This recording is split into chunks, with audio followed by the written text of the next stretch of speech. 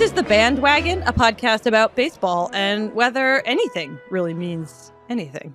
I'm Hannah Kaiser, a baseball writer at Yahoo Sports, joined as always by Zach Kreiser, also a baseball writer at Yahoo Sports. Hi, Zach. Hey, I am feeling less existential than you, apparently, but first of all, you didn't pretty need much to qualify always. that. Yeah, I was going to say, really like a core tenet of our friendship is that dichotomy. Before we get to baseball, I feel like last week I tried to jump right into baseball, and it turned out you wanted to talk about the Pope and croissants. So there's plenty of baseball news, but is there anything you'd like to talk about before we get there?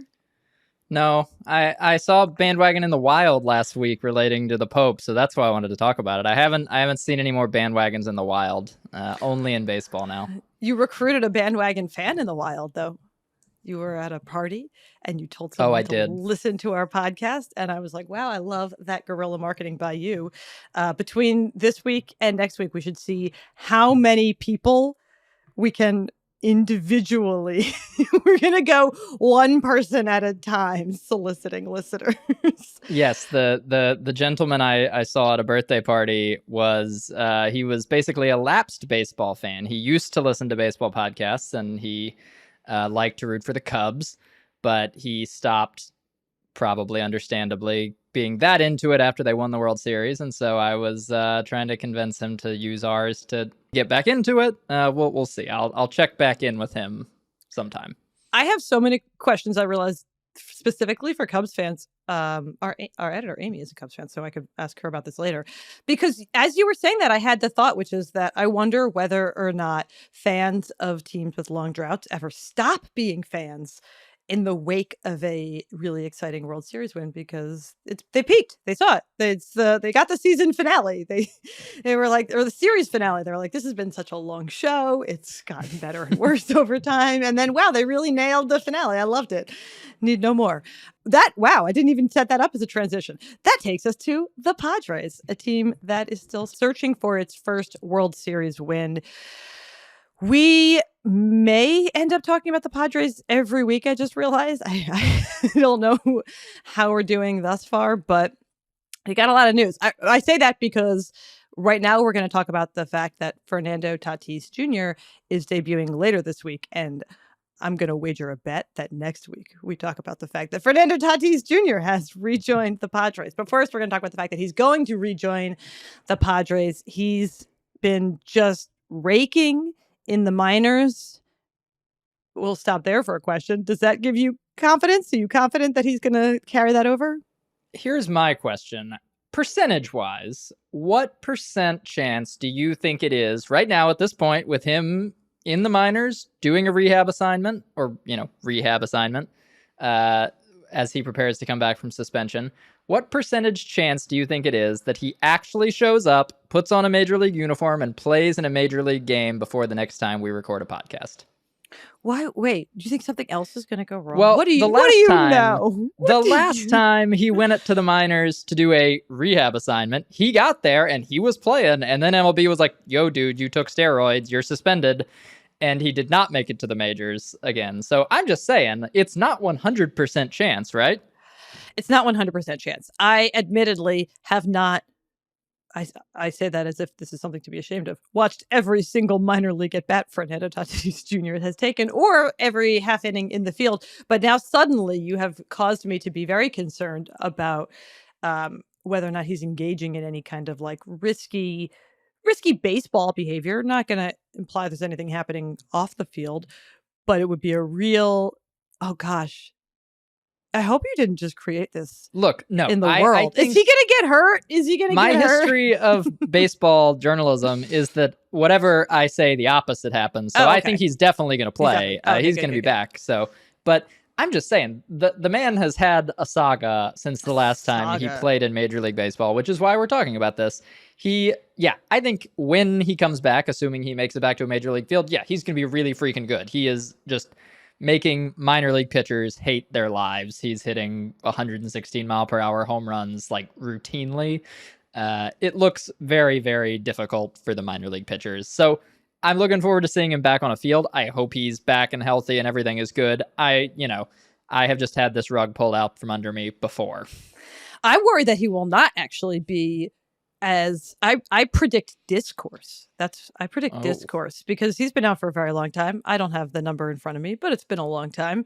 And he does look quite good in the minors. And the Padres have been asked a lot about how excited they are to have him back, or how perhaps not excited they are to have him back. And to that, they say, we're excited to have him back.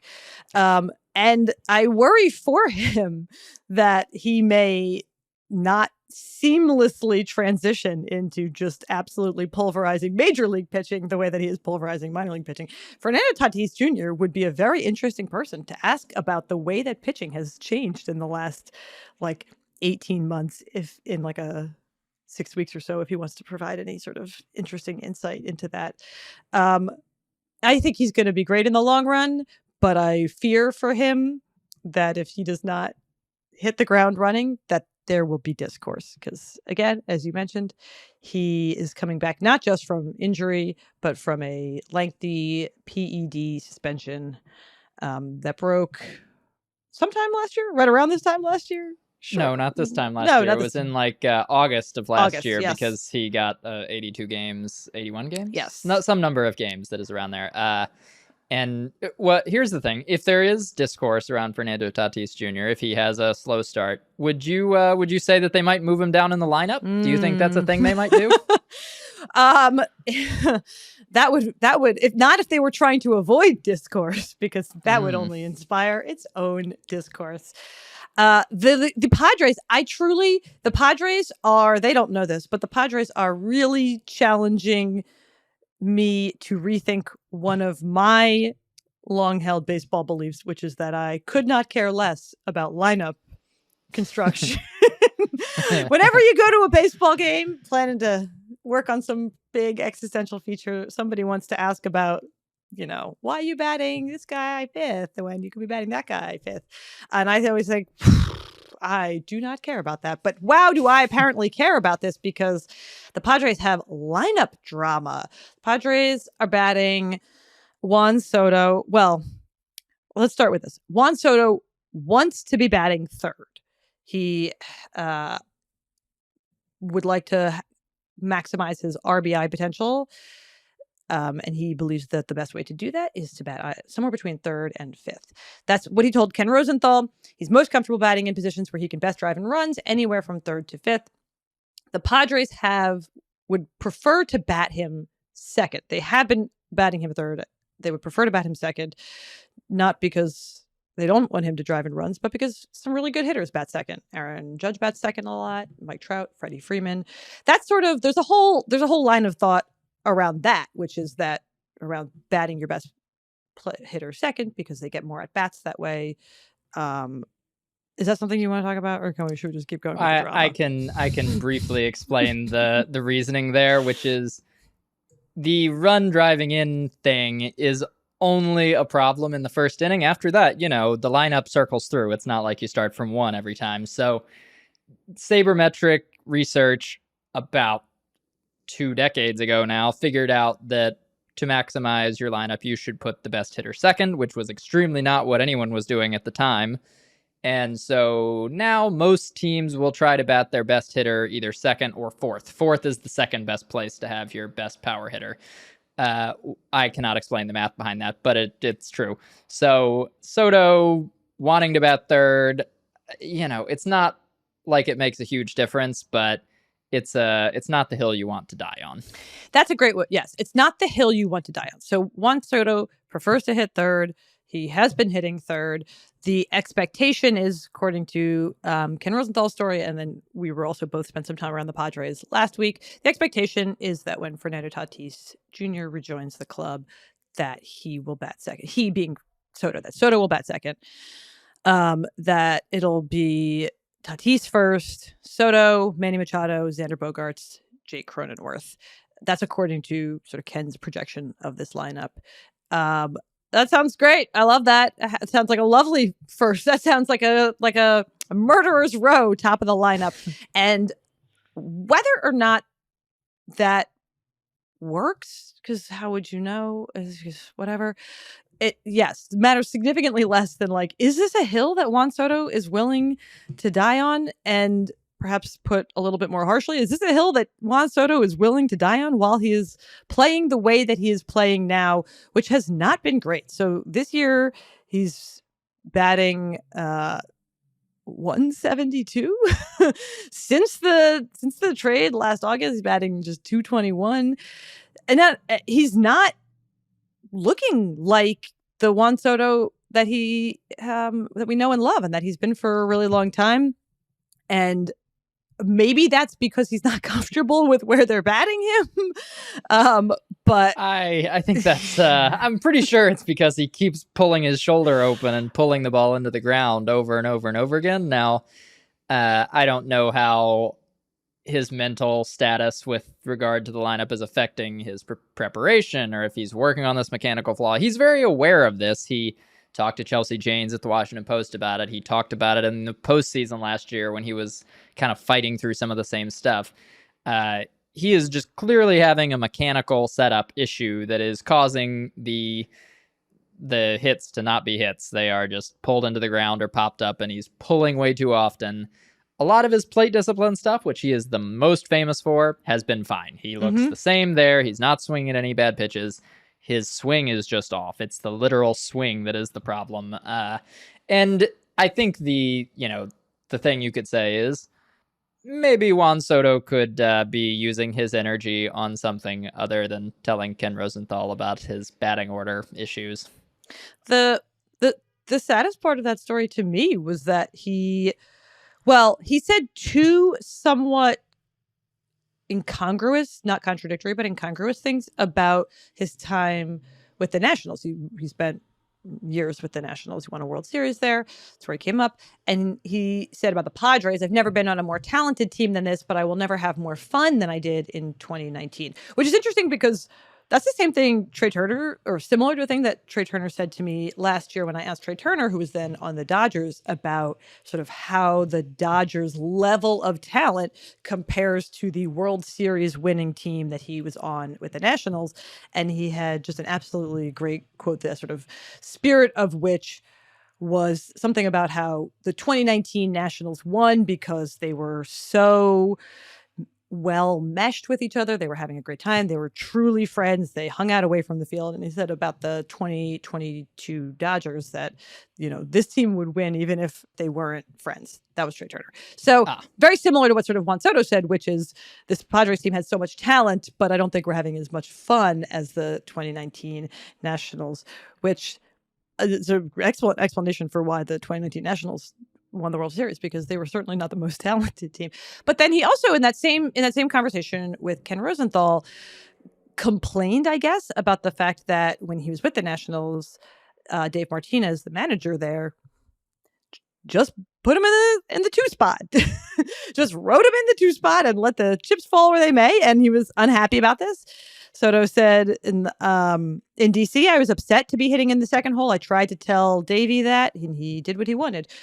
So unclear, first of all, how he feels about his ex-manager, Dave Martinez, who still speaks very highly of him. But also, we didn't hear about it at the time. So maybe they should just advice to Bob Melvin. Just put him in the two-hole and nobody say anything. And let's see what happens. All of this is sort of to say that it's a lot of big personalities on the Padres. And this is all happening prior to Tatis returning to the team. And I think the perhaps most broad fan interpretation would be, well, I bet Tatis is kind of a strong personality to add back into a clubhouse. What's it going to be like after the suspension? The Padres players had some pretty strong words last year when he was initially suspended about how sort of disappointed they were in him. They have since, Machado in particular has said, can't wait to have him back. They're sort of staying on brand, on message of, he's our guy, we can't wait to have him back. But it's only going to get more complicated, is what I'm saying. He's only going to get more complicated. Yes. They have a lot of shortstops right now. They're getting another shortstop. That's a whole other aspect that we didn't talk about. The Padres are a very good team. They are a we probably said this at some point already on this podcast. The Padres are a team that has a lot of talent, and they are going to see whether talent is more important than targeted construction. And later in this episode, we're going to talk about the opposite of that. Yeah, they have a lot of cooks in the kitchen, and it all sounds like it goes well together, but we don't really know if the stew is gonna work. So, what else happened? I think it is time to talk about the possum in Oakland. There is a possum. It lives in the Oakland Alameda Coliseum visitors TV booth. We had sort of known that there are some wild animals that live in the Oakland Coliseum. It has had several names. It's back to unsponsored right now, just for the record. Okay. So the possum lives in the visitors TV booth, and the whole world figured this out because the Mets broadcast told everyone. They left the visitors TV booth this weekend when the Mets were playing the A's and went to one that did not smell like possum excrement. And they relayed the story of why Gary Cohen, the Mets play-by-play guy, was sitting behind a pole. It was because of the possum. So the internet found out about the possum, and I have prepared a game where we are going to talk about some other baseball-invading animals. So I have 5 questions. I'm going to give you a description of the baseball animal invasion moment. And mostly I'm going to ask you for the team that was involved in said animal invasion. But occasionally there will be a bit of a bonus where you can name the player or anything else that comes to mind. I thought you were going to ask me what the animal was. And I was like, I'm ready to go. I remember all these animals. I don't know where they were, though. I am telling you the animal. I am telling you the animal involved. You're gonna tell me where this animal appeared or invaded. Okay. So, in 2016, this contending team adopted a rally mantis during a winning streak, and the mantis died when they lost, but was then later replaced by Rally Mantis Jr. Was he living with them in the clubhouse? Was this sort of like a Yankees turtle situation? Did I spoil one of your later questions? No, that's actually not a question. Okay. But yes, it was living in a little terrarium thing that they were carrying around, yeah. Okay, I was going to say, not last year, in 2021, a praying mantis landed on Victor Robles' hat. I remember that. Okay, well, that was going to be a question. Oh, really? So you have preemptively gotten question 2 correct. Yes. So Victor Robles, Washington Nationals, post-trade deadline, there was a praying mantis on his hat. Yes. So presumably not the same mantis. I don't know how long mantises live, but seemingly not that long. 2016 contending team adopted a rally mantis. I don't know at all. Is it Sorry, did they make the postseason or not? I honestly don't remember. I don't think they did this particular year, but they were a contending team. They were a contending team. Just guess your guess. You seem to have a guess. I don't have a guess. The Mets? No, it was not the Mets. It was the Kansas City Royals did this. They were fresh off going to the World Series 2 years in a row. They had, dropped off a little bit, needed some mojo, and they found that mojo in a Rally Mantis and then in Rally Mantis Jr. So the actual question, that was a miss, but question 2, which was going to be about Victor Robles' mantis friend, they seem to be very friendly. You got that one without knowing that it was a question. So we're going to move on to question 3. I kind of forgot about this one until I saw the video of it and remembered it. In 2018, a bald eagle got loose during one team's home opener and landed on the shoulder of the opposing pitcher on the field. You can answer either who was the home team, where did this happen, and who was the pitcher. Okay, this one, the Royals praying mantis, I had no memory of whatsoever. You may have made that one up. This one, I have a memory of seeing the eagle land on someone. Oh gosh, was it in? There's a falcon that lives in Yankee Stadium. You keep going for animals that are not part of the question. I'm just going to distract you by throwing all of my baseball wildlife knowledge at you. There's oh, God. Was it DC? It was not. Oh, that would have been so apropos. Where do they live? Where they live in like the Pacific Northwest, right? Was it Seattle? Okay, well, so I actually thought it was Seattle because the pitcher was from Seattle. Oh. The Mariners were playing in the game. Okay. But it happened in Minnesota. It happened in Minnesota. The Minnesota Twins had a bald eagle for their home opener. It was apparently not that well trained. Oh, he was brought in specific. Well, she, oh yes, she or he. It was part of the national anthem situation. Gotcha. Yeah, it was all of that. And it did not cooperate. It flew around for a little, and then it landed on Mariners pitcher James Paxton, who does not need any untoward things to happen to him to get injured. So this was really scary. He was not injured from this, but, has been injured frequently since then. But yeah, so the bald eagle was in Minnesota, landed on Mariners pitcher James Paxton. He looked somewhat freaked out and then flew away. Okay, so their natural habitat did not come into play there. I should correct myself. I don't think so. I remembered the Yankees do not have falcons. They have hawks. They have red-tailed hawks. So, okay. I do not know the difference. Neither do I, but I should know that because Jake, my husband, is very fond of the red-tailed hawks at Yankee Stadium, and so I got him a red-tailed hawks t-shirt in the style of like those sort of late 90s, early 2000s shirts that would have like wolves on them. I got him a red-tailed hawk shirt. It's one of his favorite shirts. Okay, continue. So now we know a weird Jake fashion trend since you said he knows many of yours. Okay. In 2022, last year, goose took up residence in the outfield grass during the 8th inning of a playoff game. Where and who was that team playing? Okay, I was there for the goose game. It was in... oh my gosh, now I don't remember. It was the Padres and the Dodgers. That's correct. In LA? Yes, it was. Okay, yes! Yeah, the goose seemed like a huge goose. Huge goose. Gigantic goose. Was really mugging for the camera, was just plopped in the outfield grass. Didn't they have to carry that goose out? Oh, yes, they did. It was a long delay. Somebody came out. They, I believe, were able to get it into to a trash can possibly, and then they took the goose down the steps, the dugout steps, down the dugout tunnel, and then there was an update, but I can't remember if it was a heartwarming or update or not. So I'm going to stop the story right there. What's your next question?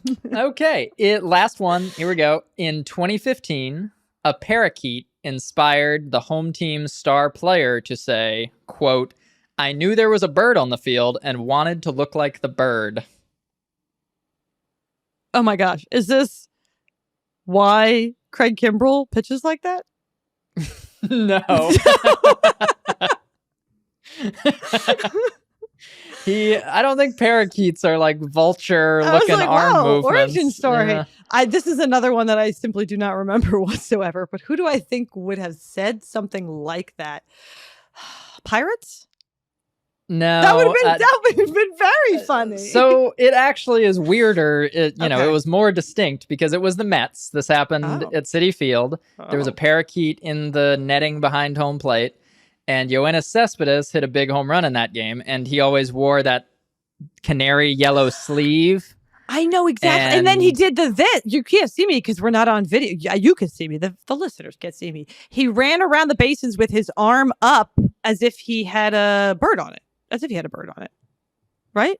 Did he do that? Edwin Encarnacion used to do that. Maybe Cespedes did it once or twice. Oh, I thought that was what this was going to be. No, I was I was jumping ahead to what I thought. No, it was just purely the color, which he did anyway. He didn't do this because of the bird. It was a joke, but his sleeve that he was wearing that night very much matched the bird.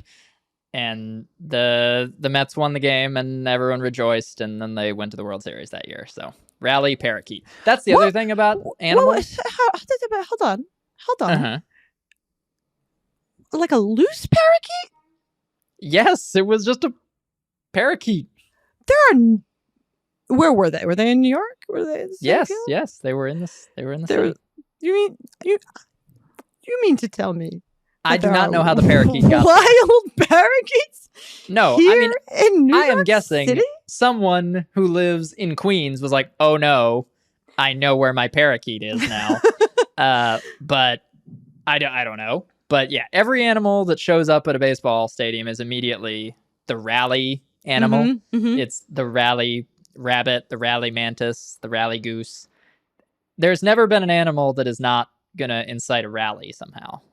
So I am don't surprised at how many animal questions were not the animal questions that I thought were going to be the animal. I mean, one was in fact the exact animal question that I thought it was going to be. But there have been. I was worried you were going to ask me about cats, and there are too many. No. I limited it only to truly wild. Cats and squirrels. They're on baseball fields all the time. That's not much fun. To their distress. Yeah, they don't like it. But they don't like it. The goose, there. I don't think enjoyed it either. Okay, that was delightful. Please let us know, people, listeners, if you have a favorite animal on a baseball field. Mine is the praying mantis that landed on Victor Robles' head. It was evidently quite memorable to me. We're going to take a quick break, and then when we come back, we're going to discuss the Rays' hot start to this season, and Zach is going to tell me why it doesn't matter.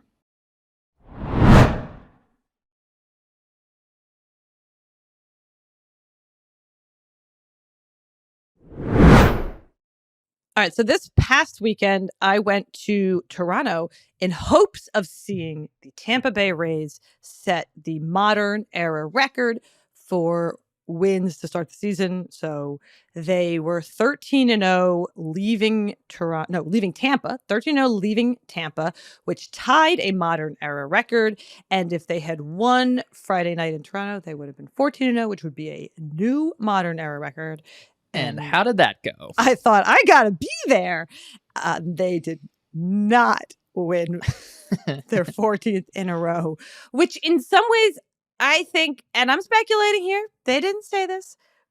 They seemed to be having a delightful time when they were 13-0, but they would tell you that the wins are great in whatever order, and they seemed quite loose following their first loss. I think there was in some ways a relief to be 13-1 and still be the best team in baseball, but not have people asking them about streaks. Are weird.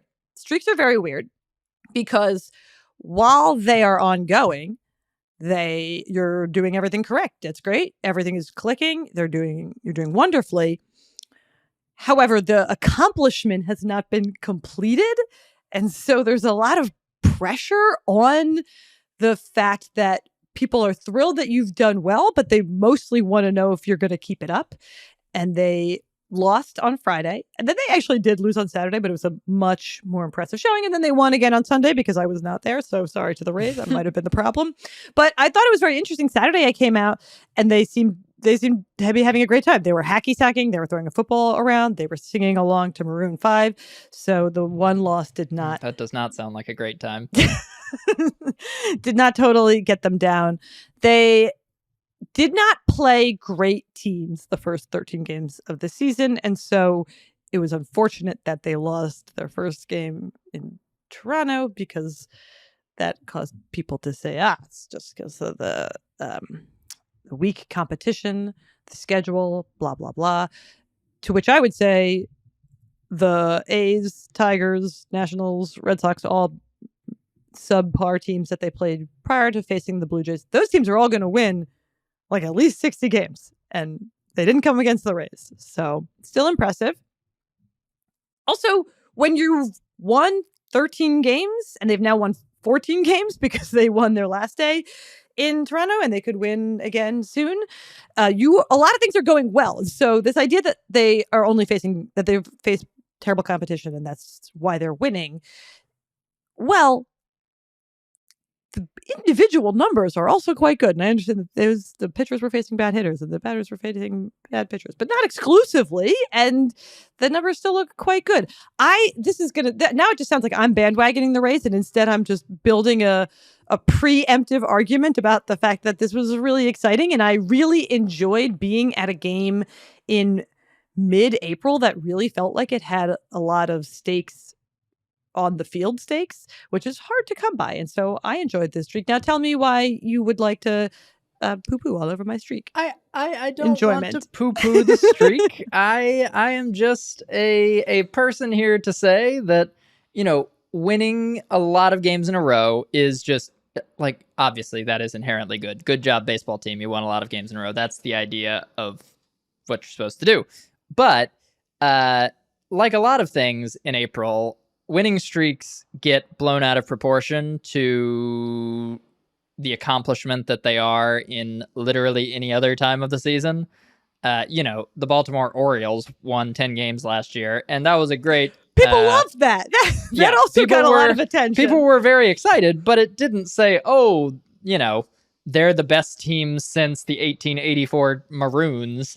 We were like, oh, look, they're not the worst baseball team anymore. And I think that's pretty much the level of credence I give to this is, okay, the Rays are going to contend in the AL East. Good. They have a nice head start in the division right now, and it will take more work than we thought from the Yankees or Blue Jays to stay with them, catch them, pass them, any of those things. But I wanna note something that Joe Sheehan, noted baseball writer, wrote in his email newsletter. If you take all of this and make it less about, they won 13 to start the season, it really isn't that big a deal. Of the 187 teams to win at least 9 games in a row, only 63% have made the playoffs. And as he wrote, whatever you think the in-season variance of baseball teams is, it's larger than that. Teams are amazing right now, and they might be terrible in August. And it wouldn't be a big surprise if the Rays, who have already, we can talk about this in a minute, suffered some pretty significant injuries right at the end of this streak, they might struggle for a while. And that doesn't mean anything more than this 13-game win streak does. They have the players to be really good. That is the base level of what this streak tells us. And they're probably not going to have all those players playing as well as they could for the whole season. Okay, this is where I get existential, or at least the existential intro comes into play. What do we mean by mean something?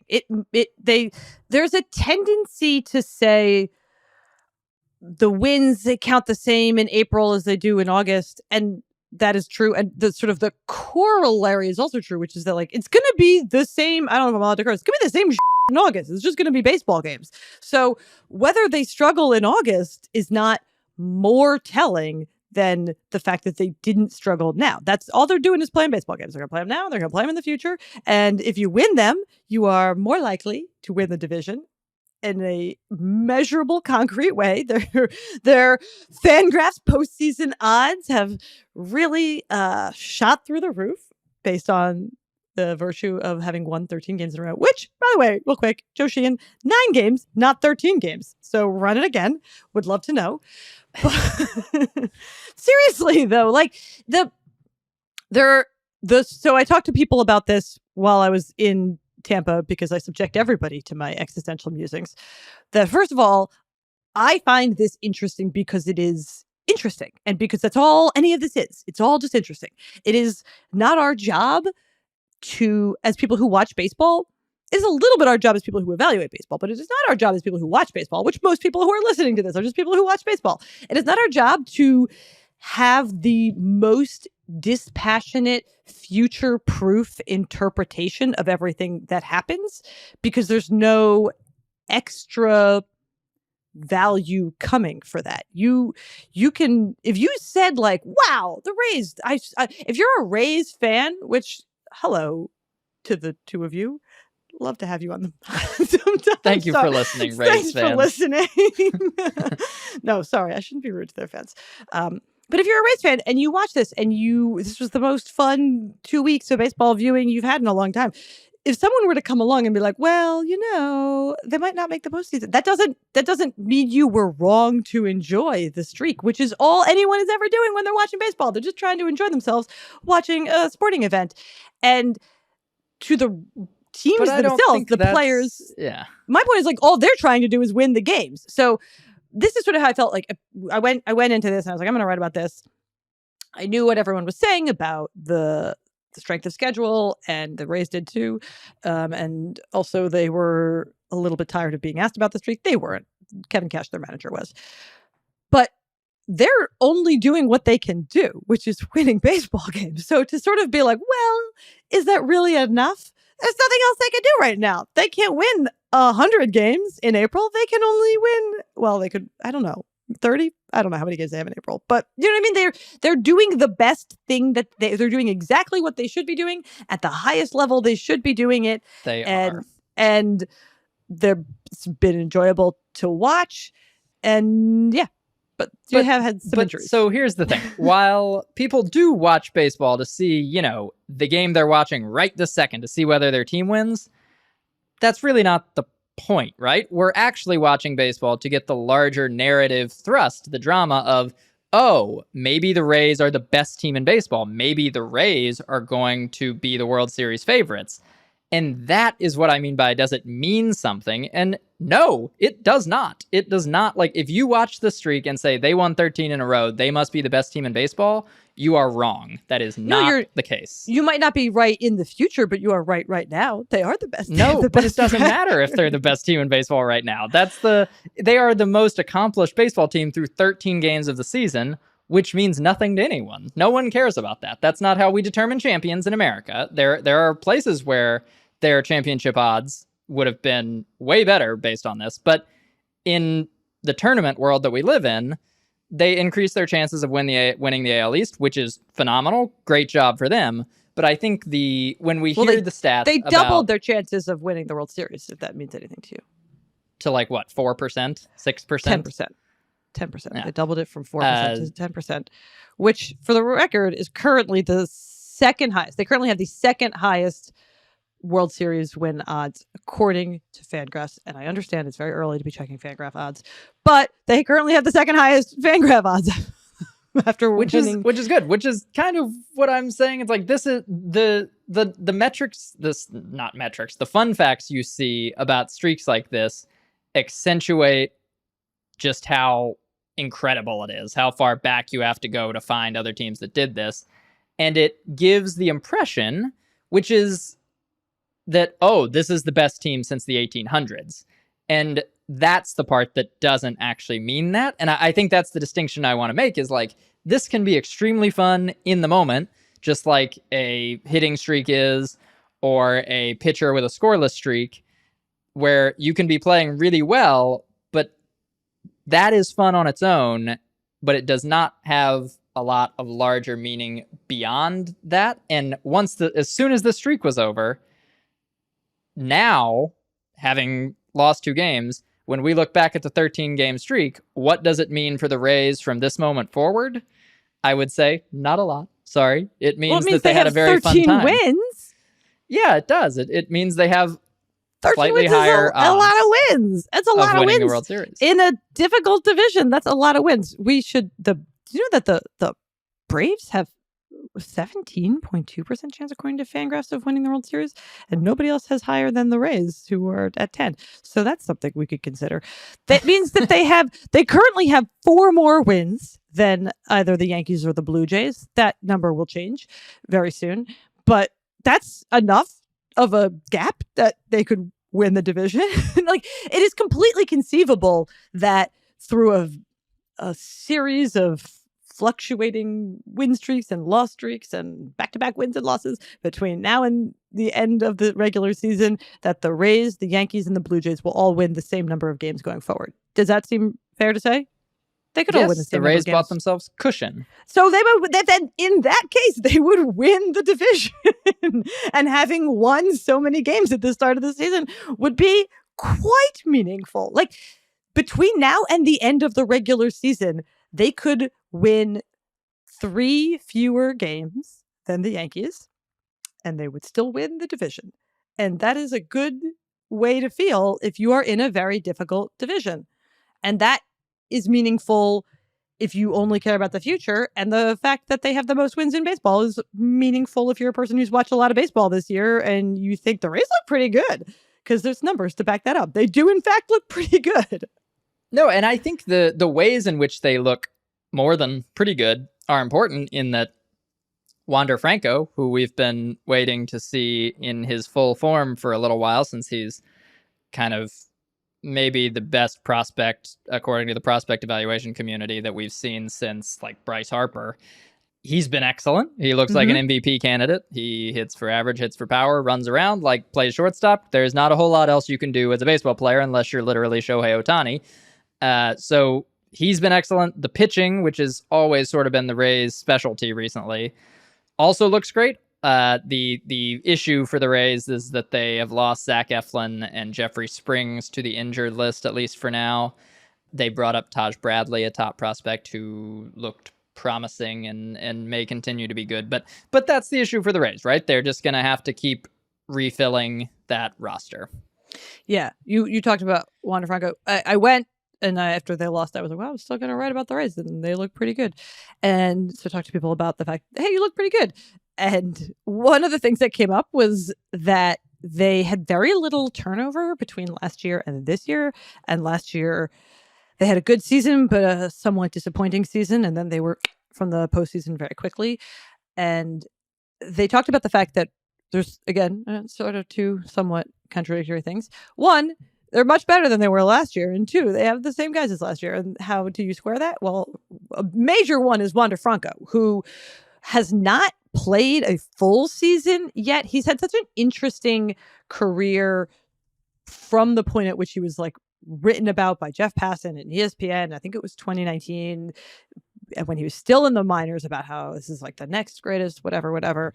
And since then, a lot has happened. There was a pandemic. He didn't play in the majors in 2020, although he was at the alternate site. And then in 2021, he came up and he played 70 games. That was pretty good. And he finished third Rookie of the Year. And this was something that someone said, I can't remember who it was, but when I was up in Toronto, someone said, when they were, this was their GM, Peter Bendix, was saying when they were playing the Red Sox in the 2021 postseason, that was Franco's rookie year. He said, there were times where he was the best player on the field. That was the way that he sort of understood Franco's potential. They lost that series. The Rays were eliminated. But he said, there were times where these two teams that were facing each other in the postseason, he was a rookie and he was the best player on the field. So that was 2021. 2022, played 83 games, but it was for him like a down season. It was hurt on and off. And so this year, we're 4 years removed from Jeff Passan writing about him. We're 2 years removed from his debut. We're a year removed from when I wrote about him. And he really, and again, it's like, yeah, it's small sample size, but he really, really looks like, oh, that's the difference maker. That's the guy that the Rays signed to, I think it was the longest or most expensive extension that a player with his amount of service time had ever received. And that's like truly tremendously exciting. They have Randy Arozarena, who everybody loved in the WBC. The whole Randy Arozarena thing is that he's been so fantastic the couple of years that he was in the postseason. He was fantastic in the WBC, and now he's seemingly carried that over. And again, that's something that's not going to be sustained at that level, but he's a really exciting player to watch, which, to fit this into the sort of larger Rays reputation narrative, I think Randy Arozarena is the kind of player who runs contrary to the negative reputation that the Rays have. Like, he's a really aggressive player. He's always leading the league in caught stealing, and I mean that as a compliment. He loves to flashy. run. Yeah, flashy. He's flashy. He's flashy, and he's like a brand in and of himself. He's really like a singular presence on the field. But also, like, Brandon Lau's been great. Josh Lowe has been great. It continues to be confusing that their names are pronounced differently. Yandy Diaz is hitting home runs. I texted you this at some point during the streak. when Yandy Diaz hit a home run, I was like, if Yandy Diaz is going to hit home runs, then they're going to be doing just fine, because Yandy Diaz looks like he should challenge Aaron Judge for the home run record, and yet he has never hit more than 14 in a season. He's already hit 4 this year, so that's good because he's got very large arms. And the pitching has been really, really good, and they are missing a lot of it. You talk about how they lost Zach Eflin and Jeffrey Springs to the IL already. Zach Eflin should be back soon. That wasn't too bad. Negligible. Yeah. Jeffrey Springs might we'll not see. be. You told us all about how lovely Jeffrey Springs is as both a story and a pitcher a couple weeks ago when I bandwagon the Rays. Is an incredible version, testament, epitome of what it is that they do with pitchers, which is sort of take these guys who have great stuff but have not found success elsewhere and turn them into Jeffrey Springs, who they could given up no runs, at least coming into his start, in which he left with an injury. I'm gonna pull up his baseball reference. Yeah, he is hurt now, but he has an ERA plus of 7.58. That's very good. An ERA of 0.56. But they have not told us anything. It was the weekend when I was there, so they chalked it up to that about not having an update. It does not seem great, to be honest. It seems I would not be shocked if he has Tommy John surgery, which would be really, really sad for the Rays, for Rays fans. All again, however many of you, and also for Jeffrey Springs, who is 30 this year and was having by far the best season of his career after having what was then the best season of his career last year and getting an extension on the back of that. It will give the Rays a chance to do the Rays thing, which is replace good, obviously talented people in ways that you did not see coming, which actually the most Rays thing I read about during the streak was not about the Rays at all. It was about the Brighton soccer team in the English Premier League.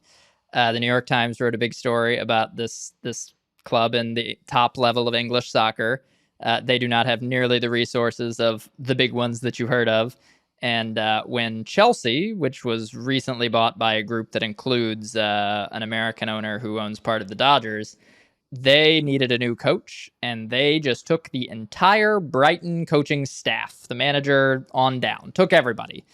And then it didn't work at all, and Brighton is better than Chelsea still.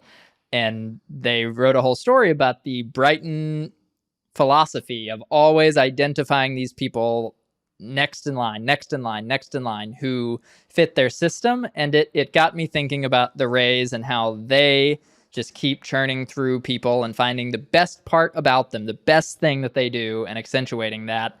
And they keep replicating this. Obviously, it's ideal when you find Wander Franco and can sign him forever, or Randy Arozarena and can keep him around for a while. But a lot of the pieces on the Rays change somewhat out of necessity, somewhat out of a little bit of, cheapness. But they keep doing this. And the Boston Red Sox, for example, hired Chaim Bloom, an executive from the Rays, and tried to do the Rays with a slightly bigger budget. And it is not working, at least not right now. And it just got me thinking about, the Rays are kind of this anomaly in baseball of a team that keeps finding ways to do this, and everyone always feels like they're one step behind the Rays. And I just thought it was interesting to see this in another context where the little guys, as people kind of demeaningly say about the Rays, do sometimes have something going that makes them bigger than you would think from their budgets. Yeah, you sent me this and I read it, and my reaction was actually, this sounds like the Astros. But that's based on the fact, so after the Astros won the World Series last year, immediately after, ran down to the field, and it was like, okay, we got to talk to them about the fact that they are a dynasty, because that's what everyone was asking everyone. They're like, would you say you are a dynasty now? And then shoved a microphone in their face. And found Jim Crane, the Astros owner, on the field. And I forget what I asked him, but something about sort of how they sustain this level of success. And literally what he said was, we're always prepared to replace anybody. And that's such an unfun explanation. Like that is the Brighton version of that, as depicted in this New York Times article, is quite literal and quite sort of impersonal, that they sort of have this literal record of who they would replace everyone on the team with if they had to. And it is a cold-hearted way to approach sports, but certainly one that works. The other thing that it made me think was that baseball, it's so hard to get an edge in baseball right now. This is, I know, a thing that both of us are really interested in, is this idea that like the perhaps specifically because of the Rays, who went along and eked out every possible edge, and then unfortunately once you find it, you can only keep it secret so long because you're doing it, and then other teams see it and they think, hey, that works, and then they also do it. That's what happened with shifts and the opener and all sorts of things. And so the advancement as a sports league is a what is the this graph? This a bell curve? No. It goes up. Exponential. Exponential. Thank you. This was great podcasting. What is this? Yes. It is an exponential process. If you are that's sort of been, I think, the lesson of like the broadest, you zoom way out, the broadest lesson of baseball the past since Moneyball is that progress is exponential in a competitive setting, because it's not just that everyone's in their little siloed labs trying to find things that work and then they test them and then maybe they work. It's that if your thing works, everybody else will do it and they will build on it. And so I'm going to generalize here because we only know this much about baseball, but the Brighton article really made me think like, oh, you can go to soccer and do that and get really far ahead of the other teams, because there hasn't been as much of that maybe exponential growth where everyone is so bunched up right at the top. That's what Jeff Luhnow was trying to do, for former Astros executive, right? He's got a soccer team somewhere and he's trying to do that. He's trying to McKinsey or Sabermetrics or Astros front office that soccer team into having success that can't be immediately caught up to around the league. I mentioned this a lot to different people. There was a really interesting, I don't remember what it was. I think it may have been Effectively Wild. Somebody said something on a podcast once, this was years ago, about how like, if you are a football fan who enjoys disagreeing with the coach, savor it because it will come to an end. That like as sports leagues are forced to keep, as sports teams are forced to keep up with one another within the league, as everything in the world gets smarter, but sports in particular, because there's a lot of money and so smart people go there, that the decisions become more and more absolute in their correctness based on percentages and whatever else. And so you can't just be like, I would have done something different and live with that. You kind of have to accept that they're probably making the smartest decision in every situation, even if it's not a fun one. We've come all the way back around to the Rays and Blake Snell getting pulled from the game. Unless Juan Soto has just complained a lot and doesn't want a bad second. Right, exactly. Then you don't have to do the smart thing. You can bat him wherever he wants. You don't want him to be unhappy. But yeah, that's sort of the thing that I think about a lot, is that the Rays are such an interesting example of a team that is making, let's personify baseball teams for a second. They're making their lives harder by being as good as they are, because everyone else is going to do what they do, but they just keep doing it. And I know that they haven't won a World Series yet or whatever, but they are certainly giving themselves a lot of chances. Yes. Sorry, I talked so much right there. Let's talk about a team that, I mean, maybe this is just since the 13-game winning streak meant so much. Maybe you are now bandwagoning a team because they must be superpowers to end it, right? So I went to Toronto and I was going to write about the Rays. And then as the game on Saturday was coming to an end, I said something to you where I was like, you know who has looked really good? It's the Blue Jays. Not just because they beat transitive the property Rays. No, but truly they looked really good. So I'm going to bandwagon the Blue Jays. And first of all, their stadium is great. Have you been to Toronto? It's beautiful. No, Toronto's-itive property. Anyway, carry on. I have a fun baseball question for you before we dig into the Blue Jays in particular. Do you know how many ballparks you have been to? I could I don't know the number off the top of my head, but I know all the ballparks I've been to, so I could count them up pretty quickly. Yeah, I could also, I'm sure, figure out if I counted, but I don't know the number either. And this comes up sometimes when you're a person who goes to a lot of ballparks, because you'll be like, "This is a new ballpark," and they're like, "How many have you been to?" And I don't know. Somebody I had this exchange with someone on Instagram about that, and they were like, "That's so cool that you don't know." And I promise I'm not trying to big time the ballparks by not knowing. I'm just like not as sentimental a person as I wish I was.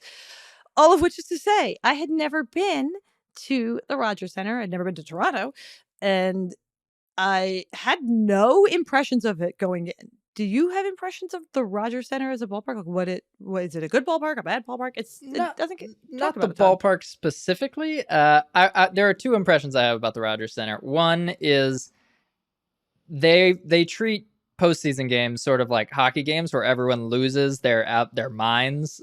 You remember the craziest postseason game of our lifetimes with the Jose Bautista bat flip was just complete chaos from start to finish, and that was in the Rogers Center, and it felt like the stadium might collapse from emotion. The other thing is the Rogers Center was renovated this year, which I'm guessing you know, and they changed the outfield dimensions, made it, from all that we can tell so far, slightly more hitter friendly, more homer friendly. And I would just like to say kudos to the Toronto TV reporter, who I don't know if she knew that they made the ballpark more homer friendly, but for their home opener, she said she would eat a poutine hot dog for every home run the Blue Jays hit. And then they set a team record and hit 5 home runs in the game, and she had to eat a lot of hot dogs. And I appreciated that little subplot a lot. I mean, at least they had poutine on them, is all I have to say. It was renovated. I did not have strong impressions of them. I did know about the fans, and so I was pretty excited to see the Rays attempt to set the record there. Again, as you may have heard, it did not pan out. But I thought that'll be really cool because there'll be a really like sort of intense antagonistic environment. Instead, the fans just had a lovely time watching the Blue Jays cruise to a victory. They had a harder time on Saturday, but again, it's a great ballpark. It had beautiful weather when I was there, and I told everybody, I was like, please don't correct me. I'm just going to believe that it's always beautiful in Canada. I'm sure it's always warm here, right? Yes. So the roof was largely open. I love this thing that this ballpark has, and that the Mariners ballpark has, where it's sort of like opened and closed at the same time. I don't know. It's like a car sunroof instead of a convertible. Okay. That's how I would explain it.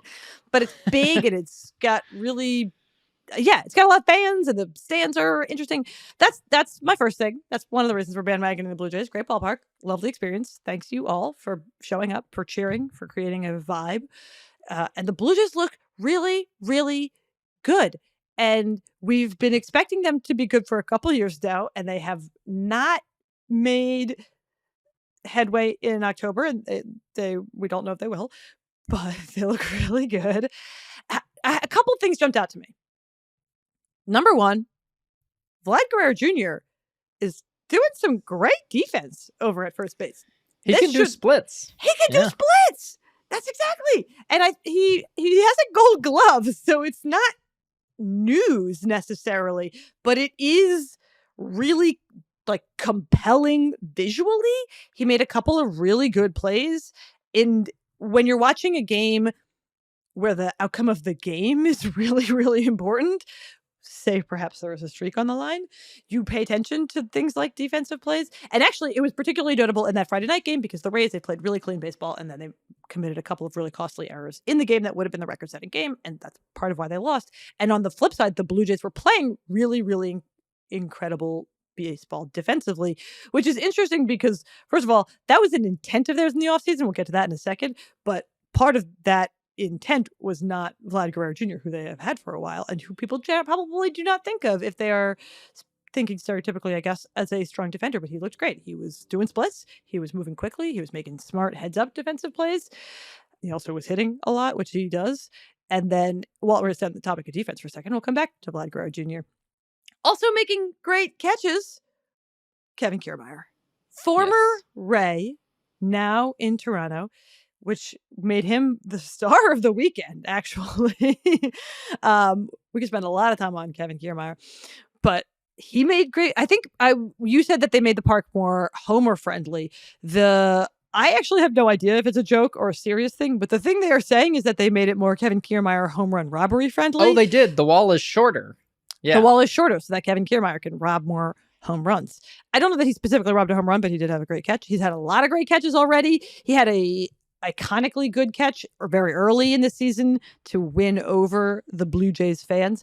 The Kevin Kiermaier spoke to the media because they were playing the Rays, and so people wanted to talk to him.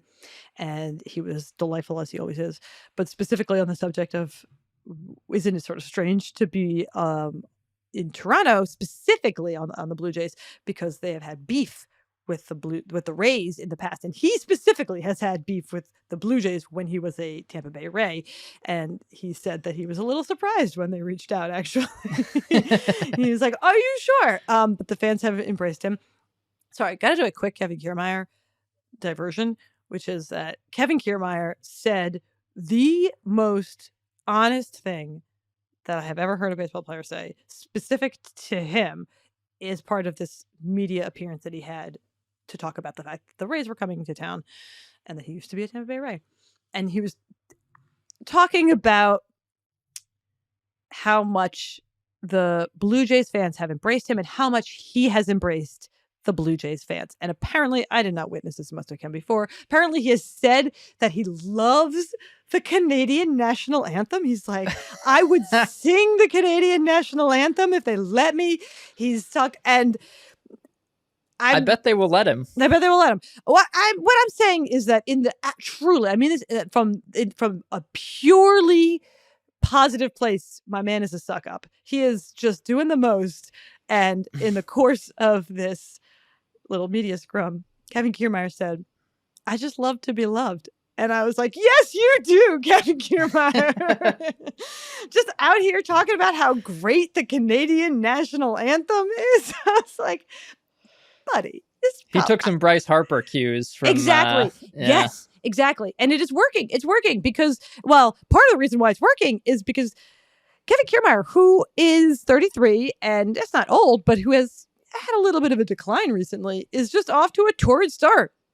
He's batting .327. He's got one home run, but he's made great catches. He's doing better than it just sounded like a 1-year, $9 million deal, and now he's doing his own media scrums. He's playing great. He's making great catches. He's hugging his teammates on the field when they make great catches. The Blue Jays, I thought this was fun. Do you know that the Blue Jays have the top 3 hitters currently in the American League by batting average? Matt Chapman, Vlad Guerrero Jr., and Bo Bichette, who I saw Bo Bichette become the fastest Blue Jay to reach 500 hits, which is a very specific thing, but it's cool. And he didn't care.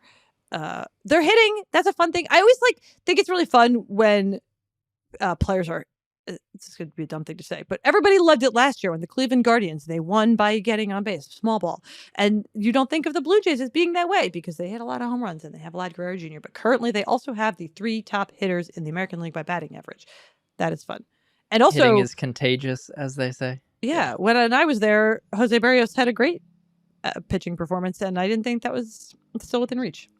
That's not a thing that happens very often. Exactly. Do you have any thoughts on the Blue Jays? Do you have any questions about the Blue Jays? Have I sold you on the Blue Jays?